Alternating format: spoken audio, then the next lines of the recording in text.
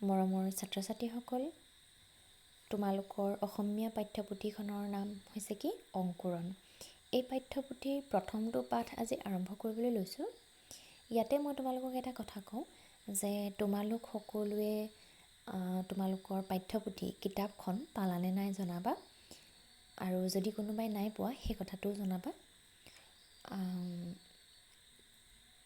যদি নাই পোৱা তেতিয়াহ'লে মই মোৰ ওচৰত থকা এই PDF-টো তোমালোকক দি দিম।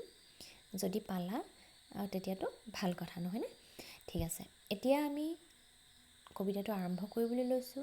কবিতাটোৰ নাম হৈছে কি? মোৰ দেশ ভাল। আৰম্ভ কৰোঁ। সকলো দেশত কৰি মোৰ দেশ ভাল, চৰণত সেৱা যাৰ কৰোঁ চিৰকাল।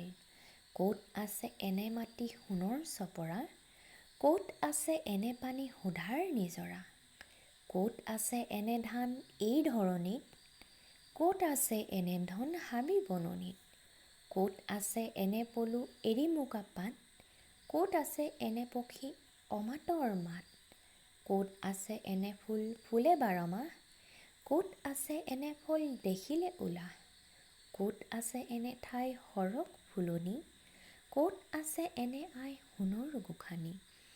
ভাই ভনী মিলি য'ত থাকোঁ চিৰকাল, সকলো দেশত কৰি মোৰ দেশ ভাল। ছাত্ৰ ছাত্ৰীসকল, কবিতাটো সমাপ্ত হৈছে। কবিতাটোৰ কবি হৈছে অতুল চন্দ্ৰ হাজৰিকা, অৰ্থাৎ কবিতাটো ৰচনা কৰিছিলে, লিখিছিলে কোনে? অতুল চন্দ্ৰ হাজৰিকাই। আৰু যিহেতু বিশিষ্ট সাহিত্যিক, গতিকে তেওঁক এটা উপাধি প্ৰদান কৰা হৈছিলে, আৰু সেইটো হৈছে কি? সাহিত্যাচাৰ্য।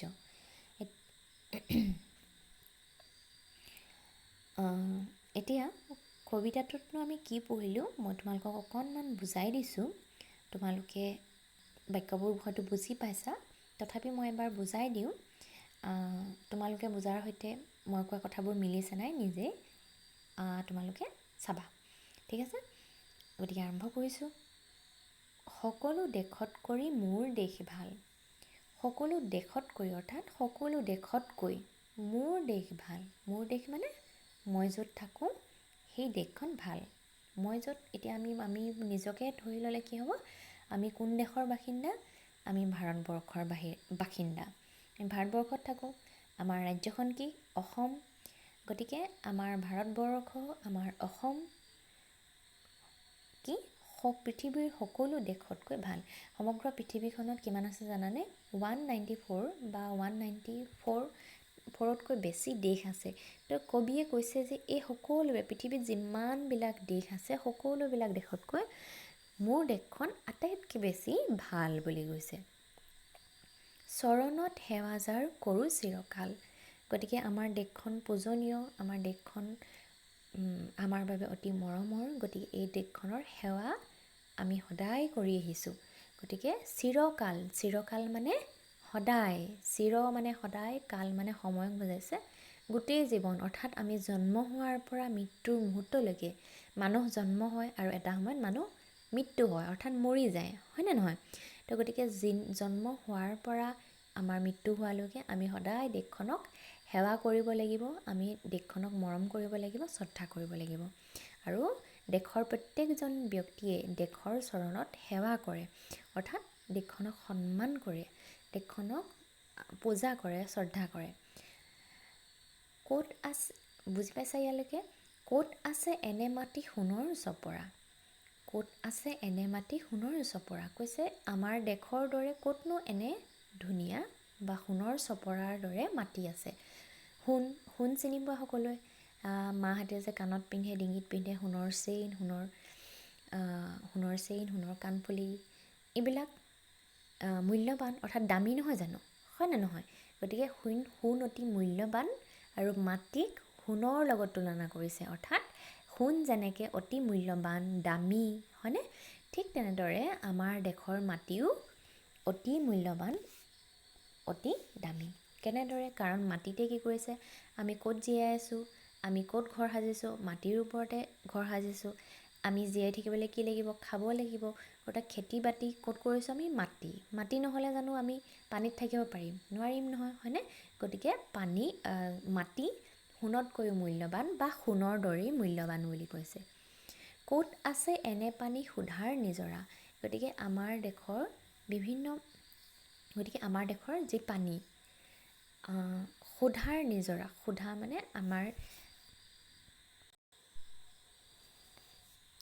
মানে হৈছে অমৃত বা কি ক'ব পাৰোঁ, খাই ভাল লগা, হয়নে? সুধা হৈছে সুস্বাদু মানে খাবলৈ যে টেষ্টি, সেইটো। সুধাৰ নিজৰাৰ পানীবিলাক কি হৈছে খাবলৈ অতিকৈ ভাল, অতিকৈ ধুনীয়া। যেনেকৈ আজিকালিৰ দিনত তোমালোকে কি খাই ভাল পোৱা, কোকা কোলা, পেপচি, এইবিলাক খাই ভাল পোৱা, নহয় জানো? গতিকে সেইবিলাক খালে কি লাগে, মনটো ভাল লাগে, হয়নে? কবিয়ে কৈছে যে ঠিক তেনেদৰে আমাৰ দেশৰ নিজৰাৰ পানীখিনিও কি হৈছে অমৃতৰ দৰে, অৰ্থাৎ খাবলৈ খুব ভাল লগা বুলি কৈছে। ক'ত আছে এনে ধান এই ধৰণীত, ক'ত আছে এনে ধন হাবি বননিত। কৈছে ক'ত আছে এনে ধান এই ধৰণীত। ধৰণী, ধৰ মূৰ্ধন্য ণ দীৰ্ঘইকাৰী ধৰণী মানে হৈছে কি পৃথিৱী। ধান সকলোৱে চিনি পোৱা। কৈছে ক'ত আছে এনে ধান এই ধৰণীত। গতিকে আমাৰ দেশৰ বা আমাৰ ৰাজ্যত যেনেকুৱা ধৰণৰ ধান আছে সেইবিলাক এই ধৰণীত ক'তোৱে নাই বুলি কবিয়ে কৈছে। ক'ত আছে এনে ধন হাবি বননিত। হাবি বননিবিলাকত ধন আছেনে? আছে। কেনেকৈ ধন আছে? আমাৰ হাবি বননিবিলাকত, হাবি জংঘলত কি আছে, মূল্যৱান গছ গছনি আছে, যিবিলাকৰ মূল্য বহুত বেছি।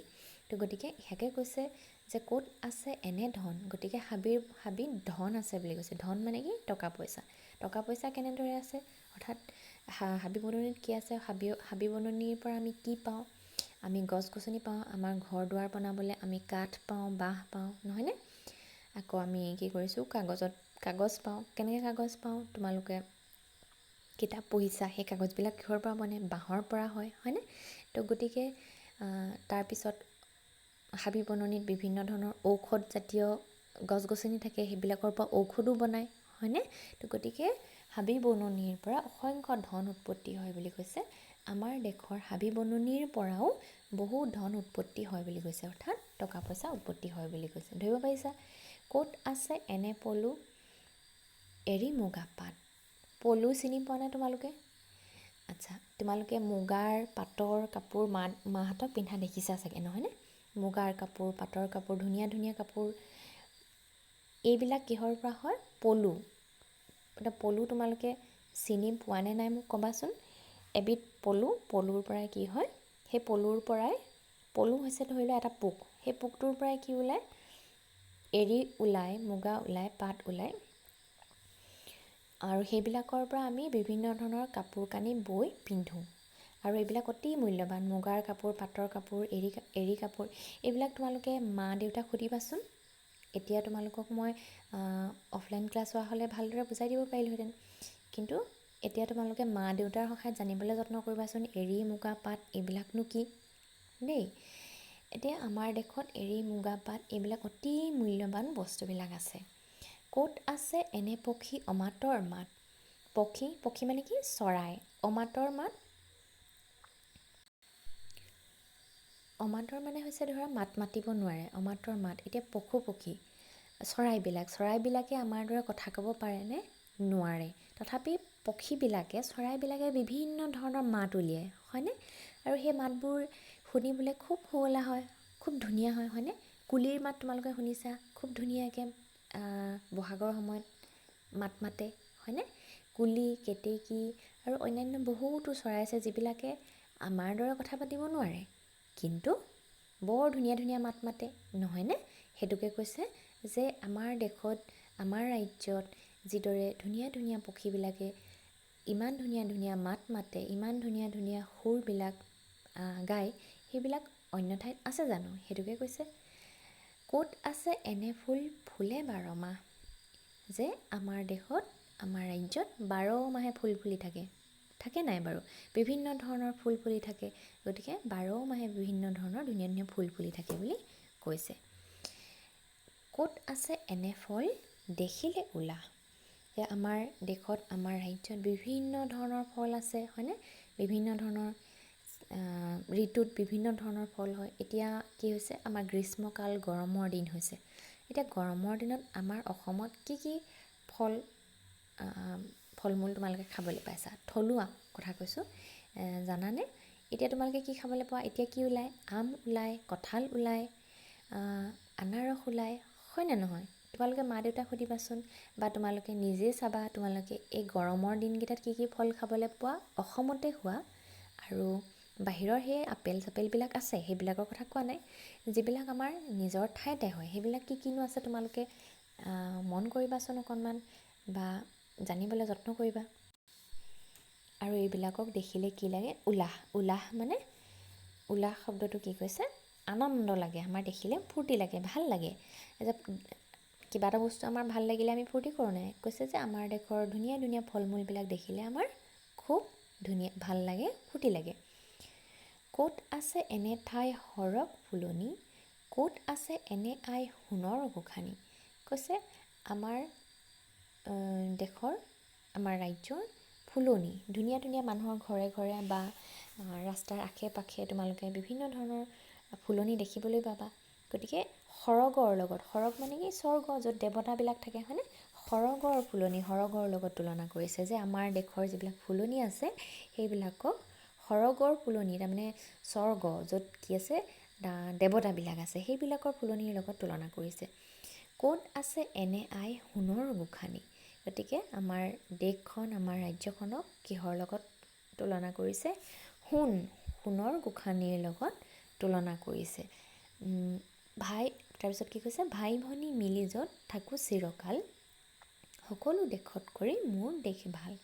ভাই ভনী মিলি য'ত থাকোঁ চিৰকাল, চিৰকাল মানে সদায়, যে আমি আমাৰ ভাই ভনী, আমাৰ ওচৰ চুবুৰীয়া, ককাই ভাই সকলোৱে মিলি চিৰকাল আমি এনেদৰেই থাকোঁ, সেয়ে মোৰ দেশখন আটাইতকৈ ভাল। সেইকাৰণে কি কৈছে কবিয়ে? যে সেইকাৰণেই মোৰ দেশখন সকলোতকৈ ভাল। এতিয়া ইয়াতে মই তোমালোকক সমাপ্ত কৰিছোঁ। তোমালোকে বুজি পাইছানে নাই মোক জনাবা। ইয়াৰ যিবিলাক কঠিন শব্দ, টান শব্দৰ অৰ্থবিলাক মই তোমালোকক দি দিম। তোমালোকে পঢ়ি বুজিবলৈ যত্ন কৰিবা। ইয়াতে কিছুমান নুবুজা কথা থাকিলে তোমালোকে মা দেউতাকো সুধিব পাৰা, বা মোকো তোমালোকে সুধিব পাৰা, ঠিক আছে? ইয়াতে বৰ্তমান তোমালোকৰ এই ক্লাছটো ইয়াতে বৰ্তমান সামৰিছোঁ, ঠিক আছে?